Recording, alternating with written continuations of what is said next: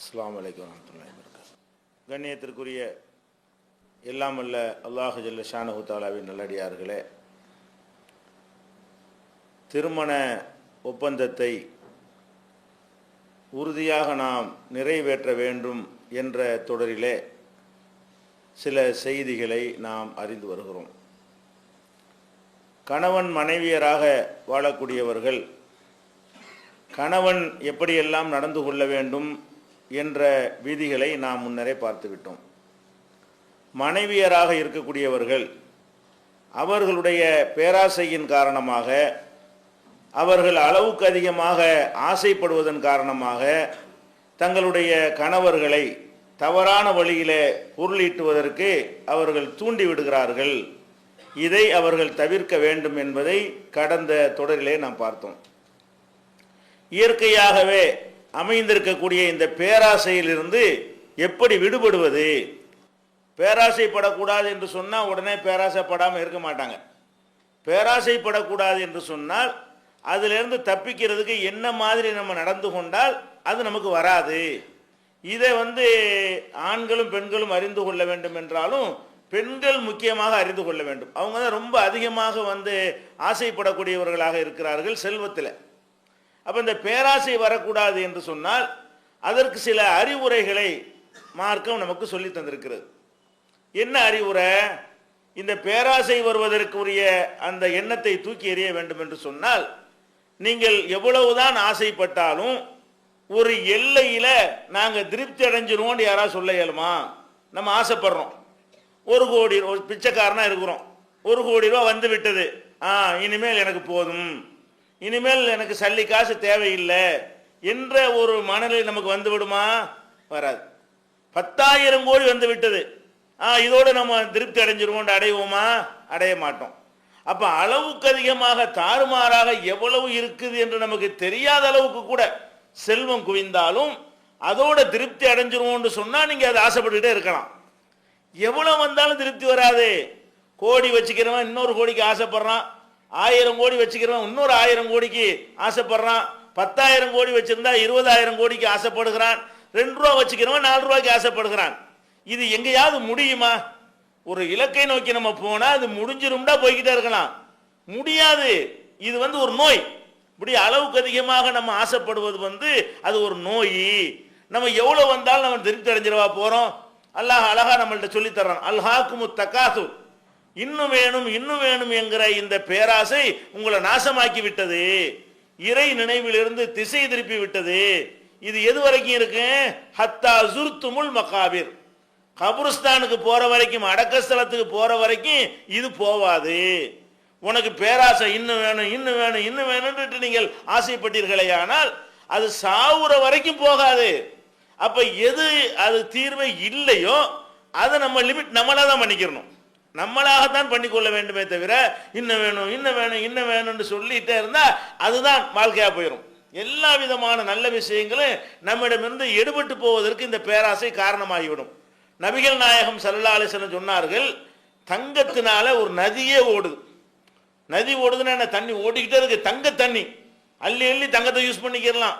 இந்த மாதிரியான ஒரு நதி ஒரு மனுஷனுக்கு சொந்தமா இருக்கிறது. 6 மாதிரி வந்துகிட்டே இருக்குது, அல்ல அல்ல வந்துகிட்டே இருக்கிறது.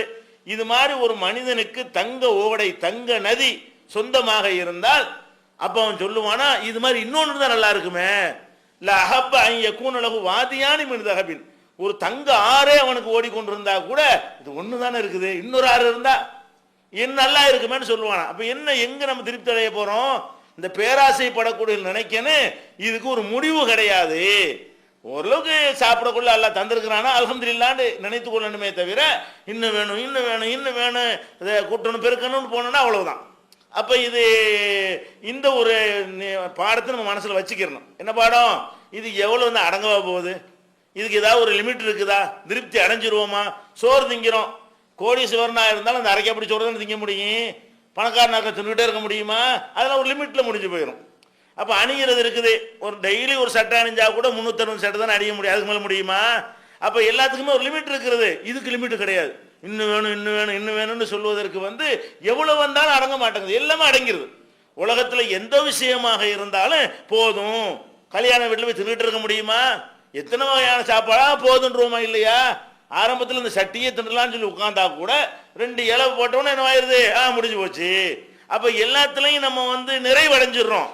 ஆனா இன்னும் வேணும் வேணும்னு இந்த ஆசை மட்டும் என்ன செய்யறது இல்ல, நிறைவடைவது கிடையாதுங்கிறத நம்ம கவனத்தில் கொண்டோம்னு சொன்னா, நம்ம ஓவரா தான் வீணாக்கிட்டு இருக்கிறோமோ, நிம்மதி நம்மளா கெடுத்துக்கிட்டு இருக்கிறோமோ அப்படிங்கிறத புரிந்து கொள்ளலாம்.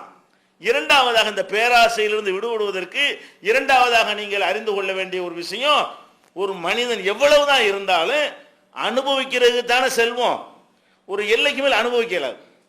ஒரு எல்லை வரைக்கும் தான் நீங்க என்ன செய்யலாம், ஒரு காரை வச்சுக்கிறங்க, 10 கார் வச்சுக்கிறங்க, ஒரு 2 அரண்மனை பங்களா வச்சுக்கிறங்க. இப்படியே போனாலும் கூட சில உங்களை அனுபவிக்கிற அவ்வளவுதானே முடியும். அதுக்கு மேல இருந்தா காப்பாத்துறது உங்க வேலையா இருக்குமே தவிர மனிதனுக்கு அனுபவிக்க இயலுமா? எத்தனை ஆயிரம் கோடி, பல்லாயிரம் கோடி வச்சிருந்தான்னு சொன்னா அந்த கோடியை கொண்டு அவன் என்ன செய்ய இயலும்? என்ன செய்வாங்கிறேன். வாங்கி போட்டா கூட ஒரு நாளைக்கே போய் பார்க்க இயலுமா? ஒரு நாளைக்கே போய் குடியிருக்க இயலுமா? 1000 அரண்மனையை கட்டி வச்சான்னு சொன்னா டெய்லி ஒரு அரண்மனைக்கு போயிட்டு இருக்க முடியுமா? அப்ப எவ்வளவு இருந்தாலும் ஒரு எல்லை வரைக்கும் தான் நமக்கு அனுபவிக்க இயலுமே தவிர அதுக்கு மேல அனுபவிக்க இயலாது. என்ன ஒரு சொல்லிக் கொள்ளலாம், எனக்கு பணம் இருக்கிறது அப்படி, ஆனா அதை வச்சு கஷ்டங்கள் தான் இருக்கிறது. அவன் வந்துருவானோ, இவன் வந்துருவானோ, திட்டு போய் வந்துருவானோ, அரசாங்கத்திலிருந்து வந்து நுழைஞ்சிருவாங்களோ என்கிற மாதிரியான ஒரு பயங்களும் அதுதான் ஏற்படுமே தவிர அனைத்து நம்ம அனுபவிக்க இயலுமா? இப்படி நினைச்சு பார்க்கணும். ஆசைப்படுவோம், ஆசையை லிமிட் பண்ணால் மார்க்கத்தில் அனுமதி இருக்கிறது. பேராசையா போனா தான் அனுமதி கிடையாது. பேராசைனா என்ன? தாறுமாறு ஆசைப்படுற, என்ன வந்தாலும் திருப்தி அடையலைங்கிற மாதிரி போய் கொண்டிருந்தால் அது தவறு. நம்ம தான் லக்கான் போட்டுக்கொள்ளணும். இதுக்கு மேல வந்தா அல்லாஹ் தந்தா தரட்டும் போதும் அல்ஹம்துலில்லாஹ் என்கிற மாதிரி ஒரு நிலைப்பாட்டுக்கு வந்துடணும். சரி, இவ்வளவு நிறைய ஆசைப்படுறோம்.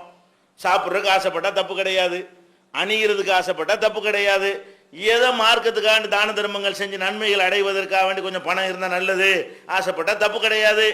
ஆனா அதுக்கு மேல இருந்து ஆசைப்பட்டோம்னு சொன்னா எவ்வளவு கோடி இருந்தாலும் திடீர்னு மண்டையை போட்டா என்ன பண்றது? கொண்டு போயிட முடியுமா? போட்டு போயிடுவோம். இவ்வளவு ஆசைப்பட்டு எவ்வளவு இருக்கும்னு தெரியாம செத்து போனவங்களாம் நிறைய பேர் இருக்கிறான். புதைச்சு வச்சு போடுவான், யாருக்கும் தெரியாம போயிருவான். அவன் பிள்ளைகளை கூட கிடைக்காது. பாயில புதைச்சு வச்சவன், தலைவானில புதைச்சு வச்சவன், மெத்தையை சுட்டு தெருவில் போட்டுருவாங்க. சொத்துக்களை எல்லாம் வந்து பொண்டாட்டி கொடுக்காம பிள்ளைய கொடுக்காம சேர்த்து வச்ச எத்தனை பேர் வந்து இந்த மாதிரி எல்லாம் புதையல் அந்த காலத்தில் வச்சாங்க பாருங்க. இதெல்லாம் வாரிசுகளுக்கு சேர்ந்துச்சா? சேரலை. அப்ப எங்க இருக்கு, என்ன இருக்கு, யார்கிட்ட கொடுத்தா, இவன் கடன் வாங்கினா, இவன் கடன் கொடுத்தான், ஒன்றும் சொல்லாம போய் சேர்ந்துருவான். அப்ப இந்த மாதிரி எல்லாம் இருக்கக்கூடிய நேரத்தில் என்ன கொண்டு போயிடவா போறோம்? மரணம்னு ஒன்று இருக்கிறது. அது இப்போ வரலாம், நாளைக்கு வரலாம், நாளை கழிச்சு வந்துடலாம். அப்ப நம்ம எதுக்கு ஒரு ஓவரா போட்டுட்டு இது பண்ண வேண்டி இருக்கிறது? வாழ்வதற்கு ஆசைப்படுவோம், ஓவரா போட்டு ஆசைப்பட்டோம்னு சொன்னா தப்பு செய்ய சொல்லணும். ஓவரா பேரசை வந்து என்ன செய்யணும், எப்படி எனக்கு 2 கோடி வேணும்னு நிக்க கூடாது. ஒரு நெறிப்படி, ஒரு முறைப்படி அல்லாஹ் தந்தா வாங்கிக்கிருவோம். எப்படியாவது நான்